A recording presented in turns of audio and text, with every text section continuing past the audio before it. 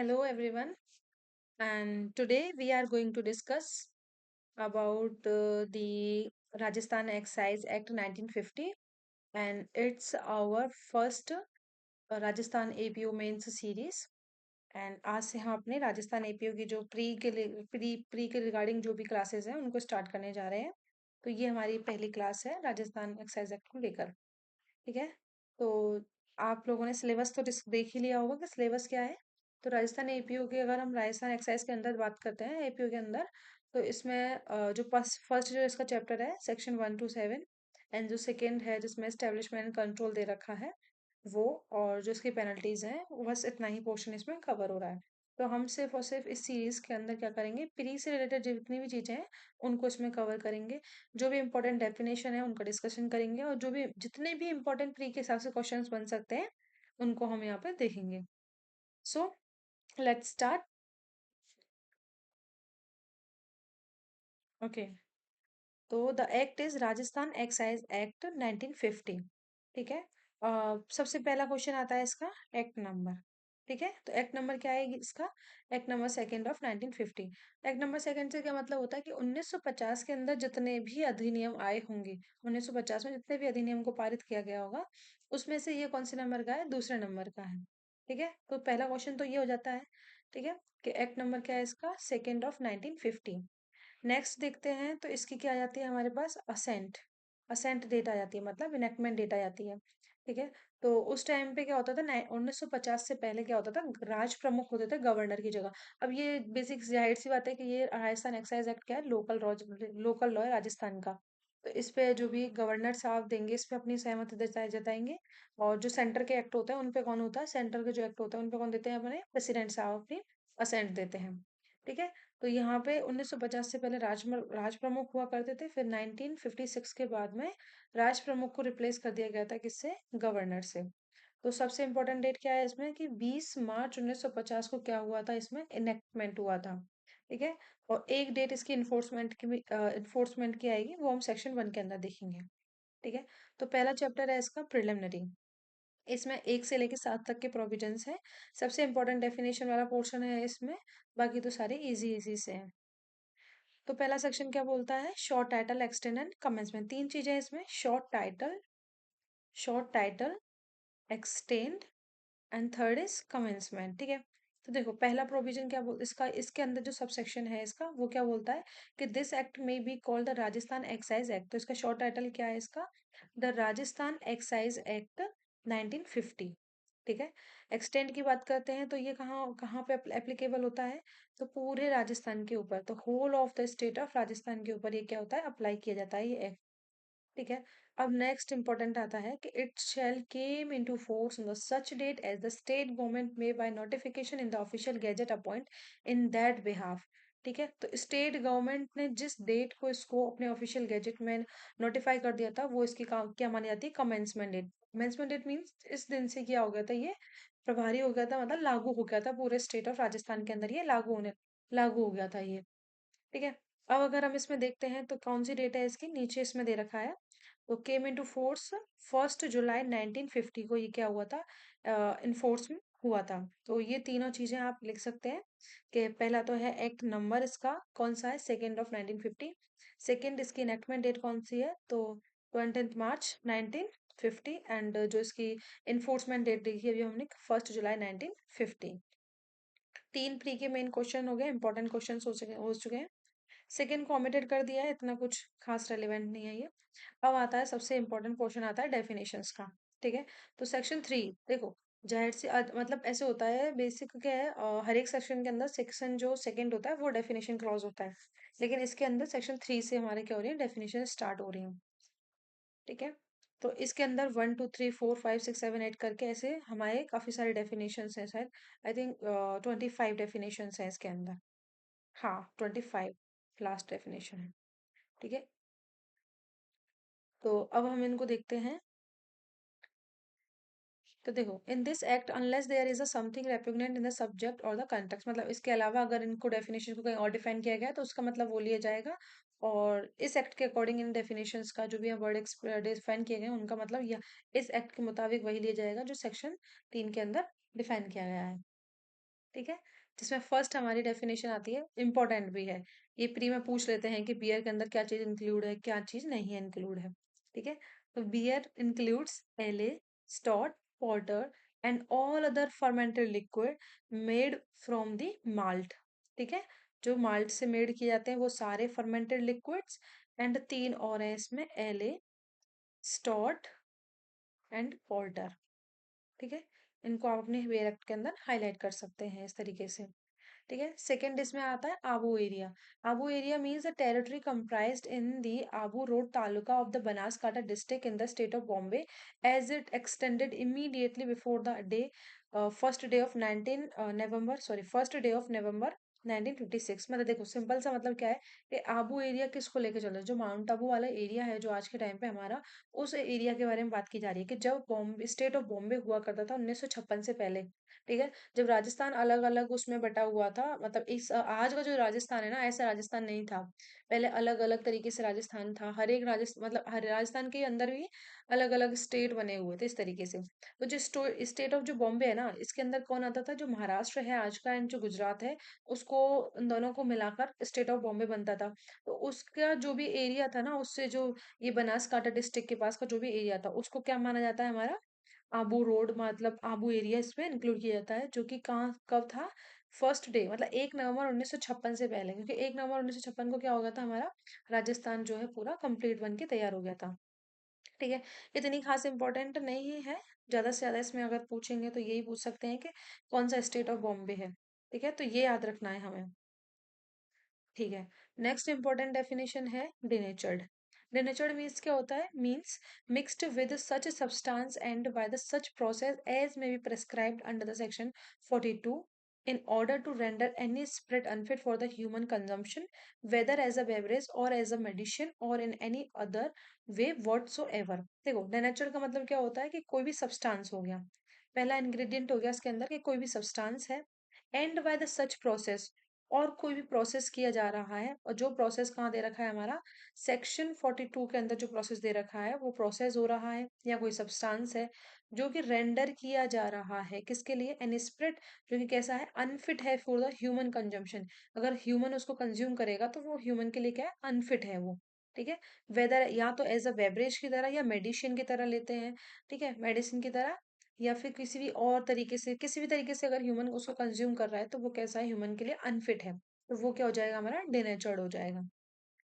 डेनेचर्ड means कोई भी substance हो गया, किसी भी प्रोसेस के द्वारा हो रहा है जो कि प्रेस्क्राइब कर रखा है 82 सेक्शन के अंदर, in order to render any spirit unfit, कोई भी इसमें क्या हम किस लिए कर रहे हैं कि ह्यूमन कंजम्पशन के लिए वो चीज क्या अनफिट है, या तो बेवरेज के तौर पर या मेडिसिन के तौर पर, या किसी भी तरीके से वो ह्यूमन के कंजम्पशन के लिए क्या अनफिट है। ठीक है, सेक्शन 3A बात करता है डिनेचर्ड स्पिरिचुअल्स प्रिपरेशन के बारे में। ठीक है, देखो इसमें क्या बोलता है, means any preparation of denatured spirit or alcohol including liquid, French polish and varnish prepared out of the such spirit alcohol.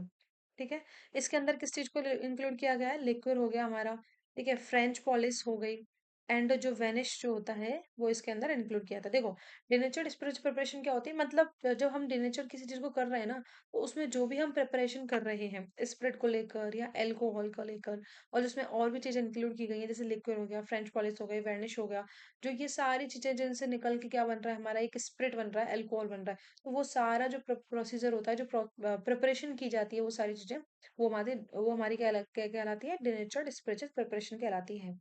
ठीक है, नेक्स्ट है हमारा आर्ट, सबसेक्शन 4 क्या बोलता है हमारा, एक्साइजेबल आर्टिकल। ठीक है, अब देखो 4, 5, 6, 7 और 8 ये सारे एक्सरसाइज से रिलेटेड हैं। तो इसको एक तो ये ट्रिक है कि इसको, मतलब एक तरीके से हम इसको ऐसे पढ़ सकते हैं, एक्सरसाइज तो है ही है। ठीक है, बाद में article, commission, duty, officer, revenue. पहले कोई चीज आर्टिकल होगी, फिर उसका कोई भी इंक्वायरी करने के लिए कोई कमीशन आएगा। ठीक है, कमीशन क्या कराएगा, उस पर कोई ड्यूटी इम्पोज करेगा। ठीक है, ड्यूटी इम्पोज करने के बाद में किसी ऑफिसर को वो क्या बोलेगा कि आप रेवेन्यू कलेक्ट कीजिए। मतलब इस तरीके से हम ट्रिक बना के इनको एक सीक्वेंस में याद कर सकते हैं। ठीक है, देखो और एक्साइजेबल आर्टिकल के अंदर क्या होता है, means and include spirit, fermented liquid, any alcoholic liquid for the human consumption or denatured spirit or denatured spirit से प्रिपरेशन। पहला पॉइंट याद करें पहले तो, इसमें क्या बोल रखा है, स्पिरिट। नेक्स्ट है फर्मेंटेड लिक्विड।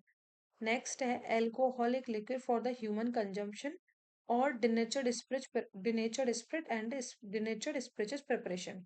ठीक है, इसके अंदर पांच चीजें हैं। पहला स्पिरिट, फर्मेंटेड लिक्विड, कोई भी एल्कोहल है जो कि ह्यूमन कंजम्पशन के लिए है, डिनेचर्ड स्पिरिट हो गया और डिनेचर्ड स्पिरिचुअस प्रिपरेशन हो गया। ठीक है, ये पांच चीजें इसके अंदर होती हैं पहले पॉइंट के अंदर। दूसरा बोलता है पॉइंट, एनी इंटॉक्सिकेटिंग ड्रग्स। ठीक है, कोई भी इंटॉक्सिकेटिंग ड्रग्स हो गया। इंटॉक्सिकेटिंग ड्रग्स की डेफिनेशन हम आगे पढ़ेंगे इसमें। ठीक है, कोई भी इंटॉक्सिकेटिंग ड्रग्स हो गया वो भी एक्साइजेबल आर्टिकल के अंदर आएगा। Stills and other appliances for the distillation, और कितने भी जो भी चीजें यूज की जाती हैं, जो हम फर्मेंट करते हैं किसी भी लिक्विड वगैरह को, अल्कोहल प्रिपेयर की जाती है, डोनेचर की जाती है, जितनी भी चीजें इस्तेमाल की जाती हैं वो सारी इसके अंदर अंदर आ जाएंगी। ठीक है, फर्मेंटेड वॉश वगैरह होते हैं, जितने मटेरियल्स यूज किए जाते हैं फॉर द डिस्टिलेशन, वो सब इनके अंदर इंक्लूड किए जाएंगे। एंड सबसे इस डेफिनेशन को अगर एक तरीके से ब्रॉड कर दिया गया है ना, मतलब इसको इंक्लूडिव कर दिया गया है, तो ये सेक्शन की वजह से कि any other article which the state government may from time to be declare to be an excisable article for the purpose of this act. कभी भी स्टेट गवर्नमेंट को लगता है कि कोई भी चीज है, कोई भी आर्टिकल है जो कि एक्साइजेबल आर्टिकल हो सकता है, तो वो उसको क्या कर देगी, उसको डिक्लेयर कर देगी एक्साइजेबल आर्टिकल अंडर इस सेक्शन के अंदर। ठीक है, एंड लास्ट आता है हमारा हेरिटेज लिक्विड। तो ये हमारे छह तरीके के हो गए। एक और रिवाइज करते हैं इनको।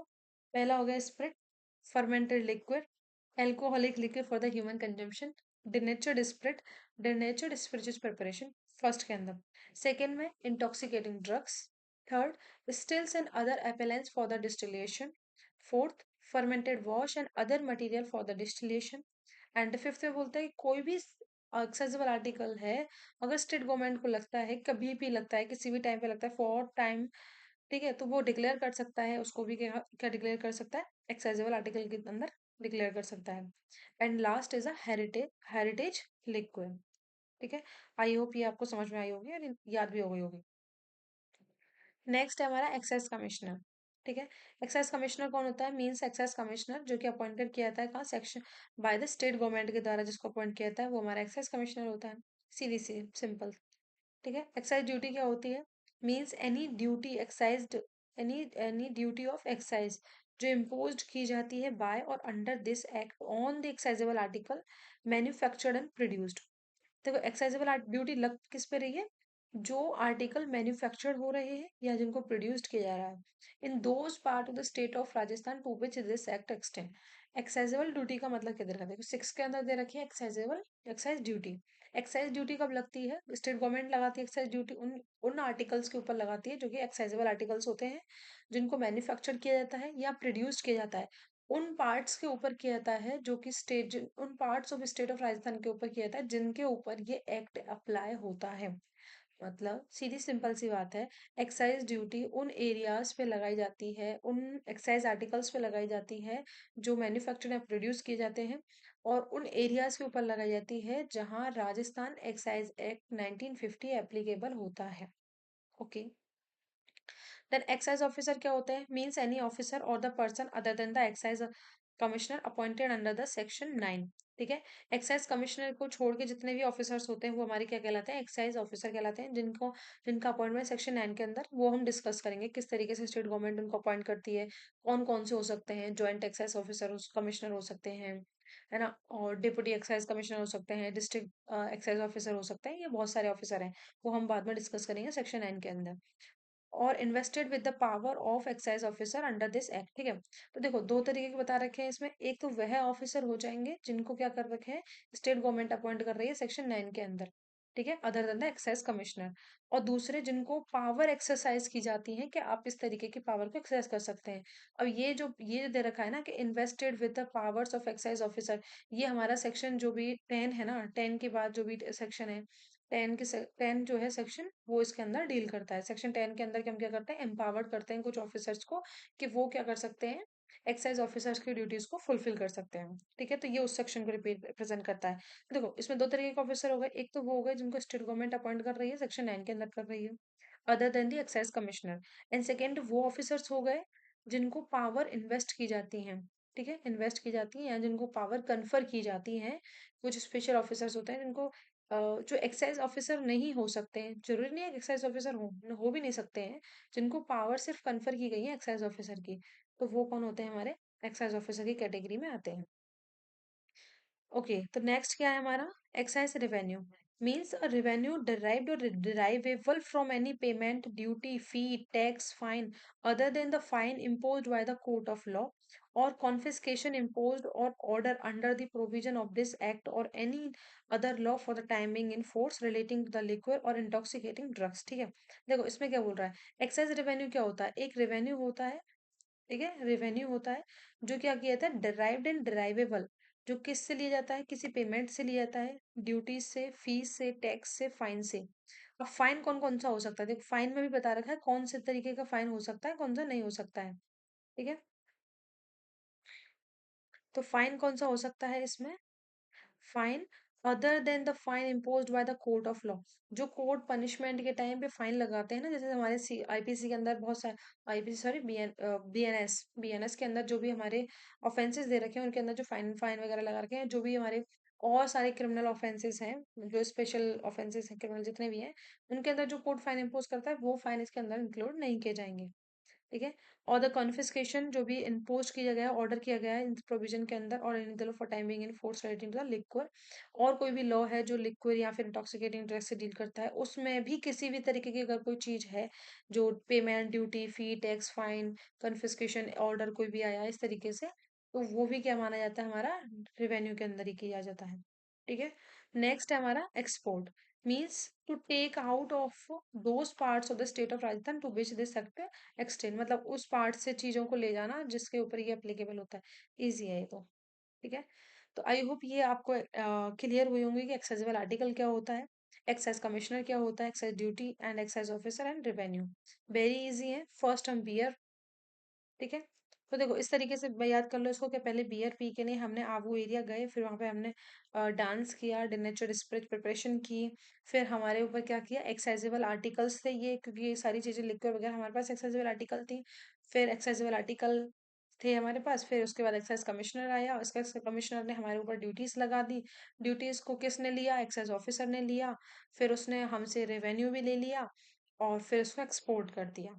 ठीक है, तो इस तरीके से हम इसको एक एक कहानी बना के, एक स्टोरी सी थोड़ी सी बना के हम इसको याद कर सकते हैं। नेक्स्ट आ जाते हैं फर्मेंटेड लिक्विड, ये भी इंपॉर्टेंट डेफिनेशन है।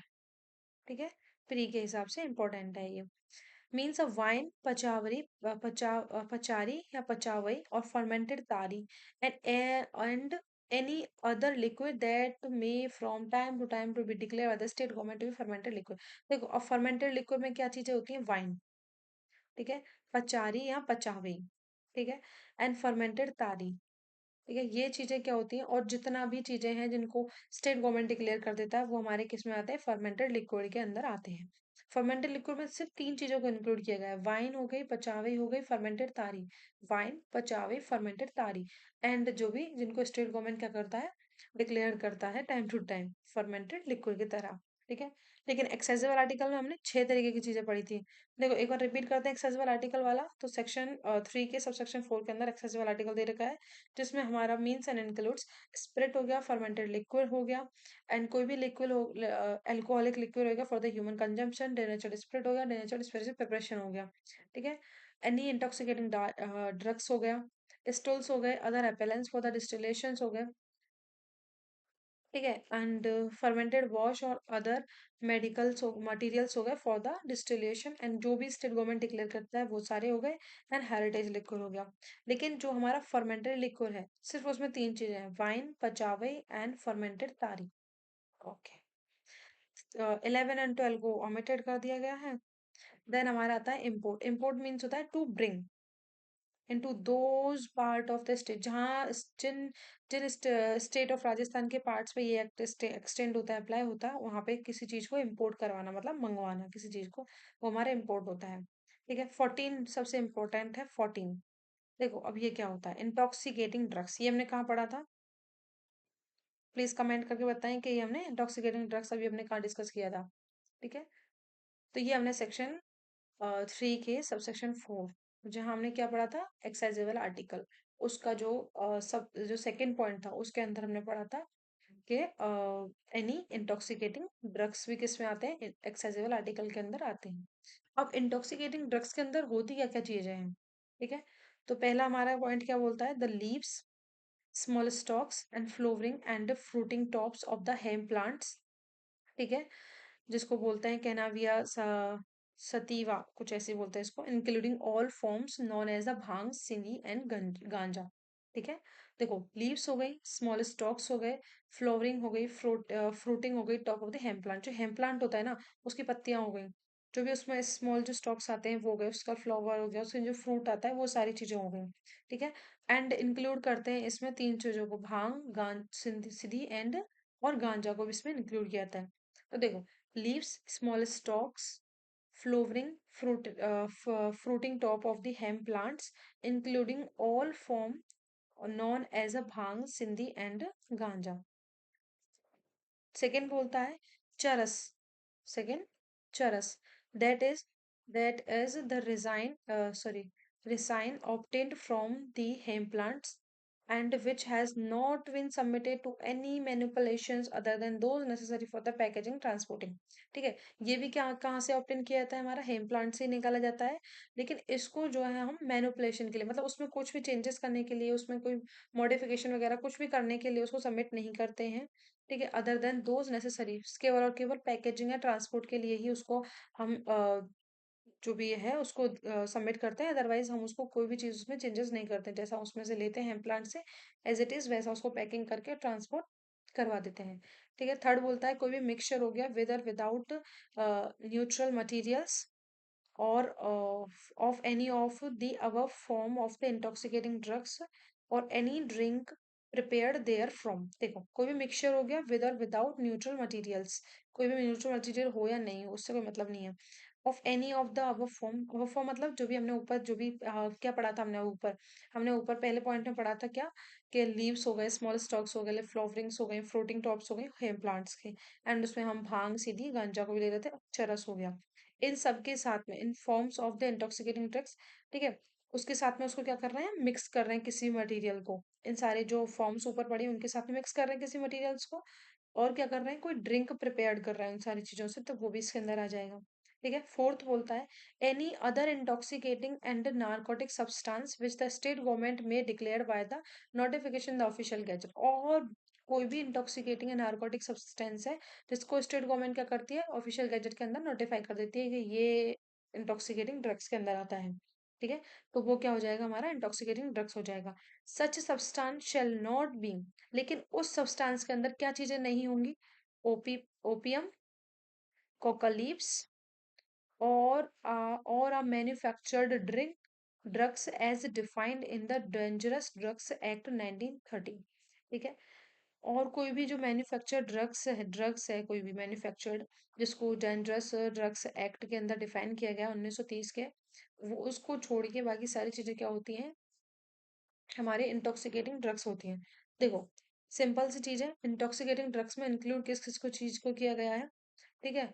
तो पहली चीज तो हमारी हो गई लीव्स, हेम प्लांट्स के जो भी चीजें होती है, हेम प्लांट्स होता है सबसे पहले, तो हेम प्लांट्स हो गया, उसकी लीव्स हो गई, small stocks, flooring and fruiting tops हो गया, ठीक है। एंड भांग, सिंधी एंड गांजा हो गया। सेकेंड आ जाता है उसमें चरस हो गया, और इन चारों पांचों चीजों से जो भी मिक्सचर मिक्सचर बन के तैयार हो रहा है ना, वो सारी चीजें हो गई, और उनसे जो भी ड्रिंक ड्रिंक बन के जो रेडी हो रही है वो भी इसके अंदर आ जाएगी।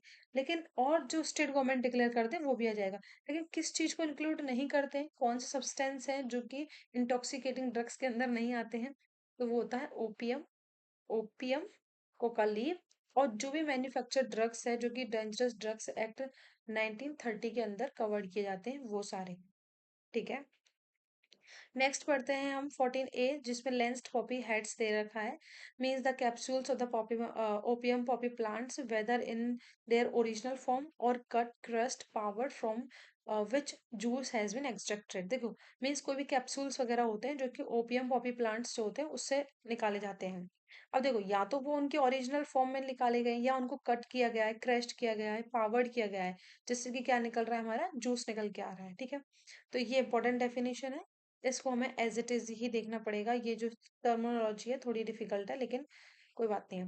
देखो, means the capsules of the opium opium poppy plants whether in the original form, या तो वो उसके ओरिजिनल जैसा उस प्लांट से हम ले रहे हैं एग्जैक्ट वैसी ही फॉर्म में, या हमने उसमें कुछ कट वगैरह किया है, क्रस्ट कर दिया उसको, उसमें से कुछ पावर्ड किया है हमने, उससे उससे क्या निकल के आ रहा है, उसमें से जूस कोई एक्सट्रैक्ट हो रहा है।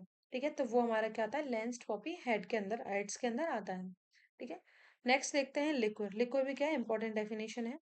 लिक्विड का मतलब क्या होता है, means intoxicating liquid and including spirit of the wine, spirit heritage liquid, wine, tari, pachwai, beer and all liquid consisting of or containing alcohol as also any substance which the state government may by time to time notification में जो declare करते हैं वो सारे liquid. देखो, means intoxicating liquid, कोई भी intoxicating liquid हो गया जिसके अंदर इंक्लूड किस कर, लिक्विड में क्या हो गया, इंटॉक्सिकेटिंग लिक्विड हो गया। अब जिसमें हम किसको इंक्लूड कर रहे हैं, स्पिरिट ऑफ वाइन हो गई, ठीक है, स्पिरिट हो गई, हेरिटेज लिक्विड हो गया, वाइन, तारी हो गया, पचावर हो गया, वियर हो गया।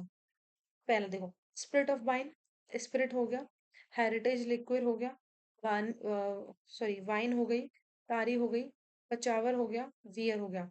ऑल लिक्विड कंसिस्टिंग ऑफ और कंटेनिंग अल्कोहल, जिनमें जितने भी अल्कोहल कंटेन की जाती है वो सारे लिक्विड हो गए जाएंगे। ठीक है, एंड ऑल्सो जो स्टेट गवर्नमेंट डिक्लेयर कर देगी वो भी क्या माने जाएंगे, हमारे लिक्विड माने जाएंगे। ठीक है, तो देखो, लिक्विड की डेफिनेशन हो गई, इंटॉक्सिकेटिंग ड्रग्स की डेफिनेशन हो गई, या फिर एक्सेसिबल आर्टिकल्स की डेफिनेशन हो गई। इसकी हमें एक लिस्ट बना के रखनी पड़ेगी जिससे कि हमें ये लगा सके हम कि किन चीजों को इंक्लूड किया गया है, किन चीजों को एक्सक्लूड किया गया है इसके अंदर से। ठीक है, नेक्स्ट हमारा मजिस्ट्रेट आता है कि मजिस्ट्रेट कौन होते हैं, तो any magistrate of first class, judicial magistrate जो होते हैं फर्स्ट क्लास, वो इसके अंदर मजिस्ट्रेट माने जाते हैं। मतलब मजिस्ट्रेट की जब पावर्स की बात की जाएगी तो इसमें जुडिशियल मजिस्ट्रेट फर्स्ट क्लास जो है उनकी बात की जाएगी। ठीक है, नेक्स्ट है manufacture. Manufacture include any process whether natural or the artificial. देखो, कोई भी प्रोसेस हो गया, चाहे वो नेचुरल हो, आर्टिफिशियल हो, by which any excisable article is produce, जिससे कोई भी एक्सेसिबल आर्टिकल क्या किया रहा है, प्रोड्यूस किया जा रहा है या प्रिपेयर किया जा रहा है, होली और पार्टली, या तो पूरी तरीके से या कुछ पार्ट तो उसका नेचुरली किया गया और कुछ आर्टिफिशियली किया गया, इस तरीके से। एंड ऑल्सो री इंस्टॉलेशन किया जा रहा है, and every process for the rectifications, reductions, flavouring, blending and colouring of the liquid, और बाकी सारा प्रोसीजर जिसमें हम रीइंस्टॉल कर रहे हैं या फिर रेक्टिफिकेशन कर रहे हैं, उसमें कुछ रिडक्शन कर रहे हैं, फ्लेवर डाल रहे हैं हम उसमें कोई अलग अलग तरीके के, या ब्लेंडिंग कर रहे हैं उसको, कलरिंग कर रहे हैं उसमें, तो वो सारी चीजें मैन्युफैक्चरिंग के अंदर आती है। मतलब किसी भी लिक्विड को तैयार करना, फिर उसमें हम उसका क्या, उसमें कितना रेक्टिफिकेशन करते हैं, कितना उसमें रिडक्शन करते हैं, कितना उसमें से एल्कोहल की मात्रा को कम कर रहे हैं, कितना उसमें एक्सीड कर रहे हैं, ये सारी चीजें, कौन सा फ्लेवर हम उसमें दे रहे हैं, ब्लेंडिंग क्या कर रहे हैं, कौन सा कलर हम उसको दे रहे हैं, ये सारा हमारा मैन्युफैक्चरिंग प्रोसेस के अंदर आ जाता है, चाहे वो नेचुरली हो चाहे वो आर्टिफिशियली हो। ठीक है, एक्सेसिबल आर्टिकल जो प्रोड्यूस हुआ हो या प्रिपेयर किया गया हो, होली या पार्टली किया गया हो। ठीक है, तो ये सारा हमारे क्या हो जाएगा, मैन्युफैक्चरिंग के अंदर आ जाएगा। अब आता है 17A, ये आता है मोलासिस। मोलासिस क्या होता है, means the mother liquid produced in the final stage of the manufacture of the sugar or the khandsari sugar by the vacuum pan process or open pan process from the sugar cane or the गुड़। देखो, एक mother liquid होती है, मतलब molasses क्या होता है, mother liquid होता है जो कि प्रोड्यूस किया था फाइनल स्टेज, जो फाइनल स्टेज होती है मैन्युफैक्चरिंग कर लेते हैं हम किसका, सुगर का, या फिर खांडसारी शुगर जो होती है उसका जो फाइनल स्टेज जो होता है उसको हम क्या बोलते हैं, मोलासिस बोलते हैं। ठीक है, अब ये किसके द्वारा होता है, या तो वैक्यूम पेन प्रोसेस के द्वारा होता है, या ओपन जो पेन प्रोसेस होता है उसके द्वारा हम करते हैं। ठीक है, फ्रॉम द शुगर केन, गुड़ से, जो गन्ने वगैरह होते हैं उससे करते हैं हम, शुगर केन से या गुड़ से इसको निकाल के करते हैं। ठीक है, 18 में हो गया पचावे, मीन्स द फर्मेंटेड राइस हो गए, मिलेट्स हो गए, अदर ग्रेन्स हो गए, whether mixed with any liquid or not liquid or not, and any liquid obtained therefrom, whether diluted or undiluted. ठीक है, पचावे क्या होता है, मीन्स फर्मेंटेड राइस, जो क्या होते हैं, फर्मेंटेड राइस होते हैं। ठीक है, मिलेट्स होते हैं एंड अदर गेन्स होते हैं जो कि मिक्स्ड किए जाते हैं विद किसी भी लिक्विड के साथ। लिक्विड की डेफिनेशन हमने अभी देखी थी 615 के अंदर, कि लिक्विड में क्या होता है, लिक्विड के अंदर जो हम क्या कर देते हैं, फर्मेंटेड राइस, मिलेट्स एंड जो ग्रेन्स होते हैं इनको अगर मिक्स्ड कर देते हैं ना, और नॉट, ठीक है, एंड एनी लिक्विड जो ऑब्टेन किया जाता है, या फिर उनसे कोई भी लिक्विड या तो मिक्स कर देते हैं या नहीं करते हैं, या फिर जो भी फर्मेंटेड राइस, मिलेट्स या अदर ग्रेन से, इनसे जो भी हमें लिक्विड प्राप्त होता है किसी भी तरीका, या तो डाइल्यूटेड हो या अनडाइल्यूटेड हो, तो वो भी हमारा क्या कहलाता है, पचावे कहलाता है। ठीक है। 19 में क्या दे रखा है, प्लेस। प्लेस क्या होता है, देखो ये तो इजी है। ठीक है, तो 19 के अंदर प्लेस दे रखा है, ये भी क्वेश्चन बन सकता है, पूछ सकते हैं प्री के अंदर कि प्लेस के अंदर किस किस चीज को इंक्लूड किया गया, तो हाउस हो गया, बिल्डिंग हो गए, शॉप रूम हो गए, बूथ्स हो गए, टेंट्स हो गए, वेसल्स हो गए, बोट्स हो गए, राफ्टर हो गए, व्हीकल्स हो गए, एनक्लोजर्स हो गए, ये सारी चीजें हमारी किस में होती है, प्लेस के अंदर इंक्लूड की जाती हैं। ठीक है। नेक्स्ट हो गया हमारा 20 में आ जाएगा सेल। सेल किस तरीके से होता है, with its grammatical variations include any transfer otherwise than by way of gift. ठीक है। तो सिंपल सा सेल का मतलब क्या मान के चल रहे हैं हम, सिंपल सा सेल मींस ट्रांसफर है इस एक्ट के अकॉर्डिंग, एंड इसमें गिफ्ट को इंक्लूड नहीं किया गया है। ठीक है, गिफ्ट को इसमें इंक्लूड नहीं किया गया, otherwise than by way of gift. ठीक है, सेल का मतलब ट्रांसफर से लिया जाएगा, गिफ्ट का मैटर इसमें नहीं आएगा। ठीक है। फिर हमारा आता है स्प्रिट। स्प्रिट क्या होता है, तो स्प्रिट क्या होता है, means any means any liquid containing alcohol obtained by the distillation whether it is a denatured or not। मतलब कोई भी लिक्विड है जो कंटेन किया जाता है, कंटेनिंग अल्कोहल कंटेन करता है, जो कि डिस्टिलेशन के से वो है कहते हैं, या तो वो डेनेचर्ड हो चाहे नहीं हो, वो हमारा क्या कहलाता है, स्प्रिट कहलाती है। नेक्स्ट 21A आता है इसके अंदर, जिसमें स्टेट की बात की गई है। Means new state of Rajasthan, मतलब जो राजस्थान रीऑर्गेनाइजेशन एक्ट 1956 के बाद जो स्टेट बन के तैयार हुआ है, वो हमारा राजस्थान स्टेट के अंदर आ जाए। इतनी बड़ी डेफिनेशन है। ठीक है। नेक्स्ट आता है 21B, स्टिल्स के बारे में आता है। स्टिल क्या होते हैं, ठीक है, इसमें इंक्लूड करते हैं any part therefor or thereof and any other apparatus apparatus apparatus apparatus sorry apparatus for the distillations और मैन्युफैक्चर ऑफ स्पिरिट है। देखो स्टिल्स के अंदर क्या होते हैं, कोई भी पार्ट होता है जो, मतलब सिंपल सी बात है, जो मैन्युफैक्चरिंग के टाइम पे जिन भी पार्ट्स का उपयोग करते हैं ना डिस्टिलेशन वगैरह में, वो जितने भी पार्ट्स यूज किए जाते हैं ना, वो क्या आता है, हमारे स्टिल्स कहलाते हैं। जो भी हम उसमें जैसे कि जब मैन्युफैक्चरिंग करते हैं तो एक मशीन्स होती हैं, तो मशीन के अंदर जितने वो होते हैं ना, मतलब मैन्युफैक्चरिंग जब करते हैं ना किसी स्पिरिट को या अल्कोहल को, तो जिसमें जितने भी पार्ट्स को इस्तेमाल किया जाता है, जितने पार्ट्स होते हैं, उनको वो किसके अंदर आते हैं, हमारे स्टील के अंदर आते हैं। ठीक है। नेक्स्ट है 22 के अंदर तारी। तारी का मीन्स होता है fermented or unfermented juice drawn from any kind of palm tree. देखो ये क्वेश्चन बनता है, इंपॉर्टेंट भी है कि हम्म, ठीक है, तारी क्या होता है, कोई भी फर्मेंटेड हो सकता है या अनफर्मेंटेड हो सकता है, जूस है जो किससे आता है, पाम ट्री से आता है। पाम ट्री से जो भी जूस निकल के आता है, चाहे वो फर्मेंटेड किया गया हो चाहे नहीं किया गया, वो हमारा क्या कहलाता है, तारी कहलाता है। ठीक है। To bottled means, to bottle क्या मतलब क्या होता है, means transfer from a cask to the other vessel to the bottle jar flask and other receptacle for the purpose of the sale के पर्पज के लिए, मतलब एक में से दूसरे में ट्रांसफर कर देना। ठीक है, सेल के पर्पज के लिए होना चाहिए, लेकिन किसके लिए होना चाहिए, पर्पज क्या होना चाहिए इसका, सेल का पर्पज होना चाहिए। Whether any process of manufacture ratification we employed or not any bottling including the rebottling। ठीक है, whether any process, कोई भी प्रोसेस हो सकता है, मैन्युफैक्चरिंग रेटिफिकेशन एम्प्लॉयड का हो सकता है ना, मेन पर्पस तो ये होता है टू बोटल करना। नॉर्मल भी हम बोतल में एक बोतल से दूसरे मतलब ये जो जार वगैरह है एक से दूसरे में ट्रांसफर कर देते हैं, लेकिन उसका पर्पस क्या होना चाहिए इस एक्ट के अकॉर्डिंग, पर्पस होना चाहिए सेल का पर्पस होना चाहिए। ठीक है, जिसमें हम बोटलिंग बोटलिंग जब हम करते हैं ना, उसमें हम रीबोटलिंग भी इंक्लूड करते हैं, मतलब एक में से दूसरे में ट्रांसफर कर देना, दूसरे में से फिर तीसरे में ट्रांसफर कर दे, ये रीबोटलिंग भी हम इसको इसके अंदर इंक्लूड किया जाता है। मतलब पहले हमने एक बोतल में से एक बोतल में ट्रांसफर किया था बोटलिंग, फिर एक बोतल में से दूसरी बोतल में ट्रांसफर कर रहे हैं, जार से ट्रांसफर कर रहे हैं, तो वो हो गया रिबोटलिंग।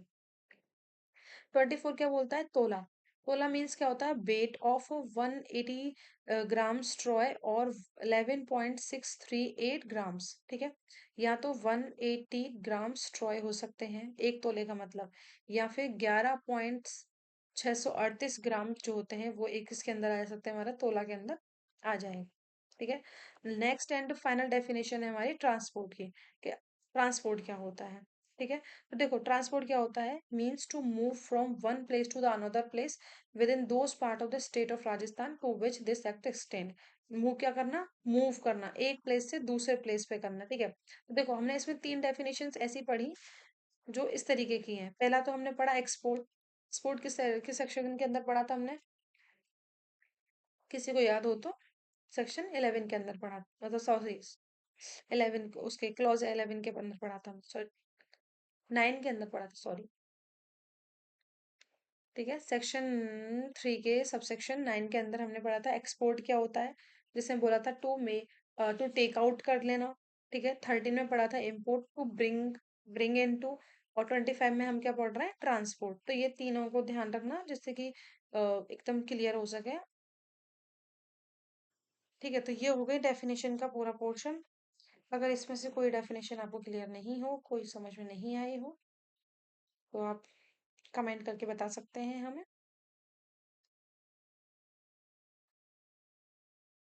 ओके, फिर ये हमारे छोटे छोटे से टॉपिक बचते हैं। ठीक है, देखो सेक्शन 4 क्या बात करता है, 4 एंड जो 5 है उसमें पावर्स दी गई हैं स्टेट गवर्नमेंट की, कि स्टेट गवर्नमेंट की पावर क्या है बस। ठीक है, इसमें बोला गया है 4 के अंदर बोलता है कि power to declare what is a deemed liquid. Deemed liquid क्या होगा, ठीक है, इसमें बोलता है स्टेट गवर्नमेंट नोटिफिकेशन में डिक्लेयर कर सकती है कि कोई भी लिक्विड है for the purpose of this act, मतलब कि डिक्लेयर कर सकती है किसी भी सब्सटेंस को लिक्विड डिक्लेयर कर सकती है, कोई भी सब्सटेंस है जिसको क्या बोल सकती है स्टेट गवर्नमेंट की ये लिक्विड की कैटेगरी में आएगा। एंड दूसरी पावर क्या दे रखी है इसके अंदर, ठीक है, तो ये वो डिक्लेयर कर सकती है कि कौन सा कंट्री लिक्विड होगा एंड कौन सा फॉरेन लिक्विड होगा। ये सेक्शन इतना इंपॉर्टेंट नहीं है, बस इसमें से इतना क्वेश्चन पूछ सकते हैं कि जो लिक्विड कंट्री लिक्विड या फॉरेन लिक्विड डिक्लेयर करने की पावर कहाँ दे रखी है, तो सेक्शन 4 के अंदर दे रखी है। ठीक है, इतने इंपॉर्टेंट नहीं है ये, बस हेडिंग हेडिंग इनकी इंपॉर्टेंट है। Power of the state government to declare limit of the sale by the retail. देखो इसमें क्या होता है, स्टेट गवर्नमेंट क्या कर सकती है, may by notification official gazette declared with respect either to all the territory of the state of Rajasthan to which this extend, मतलब जहां तक ये एक्सटेंड होता है राजस्थान की टेरिटरी पे वो सारा एरिया। ठीक है, और कोई भी लोकल एरिया है कंप्राइज्ड देयर इन, जो उसके अंदर कंप्राइज किया गया है उस एरिया के अंदर। एंड एज रिगार्डेड परचेजर, कोई परचेज है जनरली और for the specified class of purchase, या तो कोई परचेज है जो कि जनरली है नॉर्मल, या कोई स्पेसिफिक क्लास का परचेजर है वो जनरली और फॉर द ओकेजन, मतलब या तो जनरली या किसी ओकेजन के लिए। what quantity of any accessible article shall for the purpose to be limit to the sale retail, मतलब कितनी वो लिमिट फिक्स करेगा, कितनी क्वांटिटी फिक्स करेंगे, ये कौन करेगा, स्टेट गवर्नमेंट करेगा। स्टेट गवर्नमेंट का काम रहेगा ये सारी चीजें डिक्लेयर करने का। ठीक है, सबसेक्शन 2 क्या बोलता है इसमें 5 के अंदर, the sale of any excisable article in any quantity in excess of the quantity declared in respect therefrom under subsection 1 as limit by the sale of the retail shall deem to be the sale wholesale। अगर जितनी limit state government ने subsection 1 के अंदर जो limit fix कर दी है कि इतनी लिमिट का हम क्या कर सकते हैं, रिटेल कर सकते हैं, अगर उससे एक्सीड अगर हो जाती है ना, इन excess of the quantity declared in the subsection 1 के अंदर जो डिक्लेयर किया गया स्टेट गवर्नमेंट ने जितनी लिमिट, अगर उससे एक्सीड कर जाती है ना, तो वो क्या हो जाएगी, हमारी deem to be the sale wholesale चली जाती है वो। ठीक है, इस इन दोनों सेक्शन में सबसे इंपॉर्टेंट चीज क्या है, इनकी हेडिंग है एंड नंबरिंग है, कि सेक्शन 4 में क्या पावर दे रखी है कि कौन से लिक्विड कंट्री लिक्विड है, फॉरेन लिक्विड कौन सा है, इसको डिक्लेयर करने की पावर स्टेट गवर्नमेंट की है। एंड 5 के अंदर बोल रखी है कि कितना लिमिट सेल के लिए होगा बाय रिटेल, और कितना होलसेल के लिए एक्सीड कर, मतलब एक्सीड कर जाएगा तो होलसेल के लिए हो जाएगा। ये इतना इसमें इंपॉर्टेंट है, ज्यादा इसमें और कुछ चीज इंपॉर्टेंट नहीं है। ठीक है, सेक्शन 6 क्या बोलता है, possession by the wife clerk and servant when any accessible article in the possession of any person's wife clerk or servant on account of that person, मतलब किसी भी कोई पर्सन है, ए पर्सन है जिसकी वाइफ है या फिर कोई क्लर्क है सर्वेंट है, उन्होंने क्या किया उस पर्सन के अकाउंट पर ही क्या करा, कोई चीज को पजेस किए हुए हैं, मतलब उसके कहने पर ही या उसके उसके उसने उनको होल्ड कर दिया है किसी भी तरीके से, वो उस पर्सन की चीजों को क्या किए हुए हैं, उसको पजेस किए हुए हैं किसी भी एक्सेसिबल आर्टिकल को, तो it shall for the purpose of this act to be deemed to be the possession of that person, तो ये माना जाएगा उस पर्सन के पोजेशन में है। ठीक है, चाहे उसने उसका possession wife clerk or servant को दे रखा है, लेकिन वो होल्ड किए हुए हैं उसके उसके बिहाफ पे, उन लोगों ने होल्ड किया है वाइफ क्लर्क सर्वेंट ने, फिर भी ये उस पर्सन के पोजेशन में मानी जाएंगी। ऐसा हमारे जो पुराना जो आईपीसी था उसके अंदर भी एक प्रोविजन था, अब जो बीएनएस के अंदर भी है। ठीक है, नेक्स्ट इसमें एक्सप्लेनेशन दे रखी है कि person employ temporarily on a particular occasion in the capacity of the clerk or servant is the clerk or servant within the meaning of this section. देखो इसका मतलब क्या बोल रखा है कि कोई भी पर्सन है, चाहे वो टेम्पररी है, चाहे वो पर्टिकुलर किसी पर्टिकुलर खास एक मौके के लिए जिसको क्लर्क या सर्वेंट बनाया गया है, फिर भी वो इस क्लर्क और सर्वेंट की मतलब इस सेक्शन की डेफिनेशन में कवर्ड होगा। मतलब इस सेक्शन के अंदर उसको क्लर्क और सर्वेंट माना जाएगा, चाहे उसको थोड़े टाइम के लिए, चाहे किसी एक ओकेजन के लिए, या पूरे टाइम के लिए, या टेम्पररी, किसी भी तरीके से उसको बनाया गया है। ठीक है, किसी भी तरीके से उसको रखा गया है अगर क्लर्क और सर्वेंट, तो भी वो माना जाएगा। ठीक है।